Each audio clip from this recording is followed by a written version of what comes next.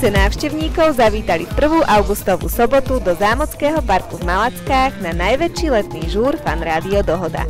Najlepší slovenskí interpreti populárnej scény boli zárukou, že všetci tancovali, spievali a zabávali sa. Najväčšie hody na Záhorí v Kútoch končili miestnou špecialitou, tancom s názvom Kútska válana. Tanečníci sú ráno unavení tancom a preto sa váľajú. Kapela teda zvolí pomalšiu hudbu, keď začne hrať rýchlejšie, tanečníci opäť krepčia. Mesto Skalica si pripravilo po audiosprievodcoch pamiatok pre návštevníkov aj bezplatnú Wi-Fi zónu. Zadarmo sa na internet pripojíte na námestí Slobody a Štefánikovej ulici. Dobrý den, nebo ahoj, já jsem Babi Daněk a rád bych vás pozval na festival, na který se strašně těším, na festival Záhorácký Unplugged.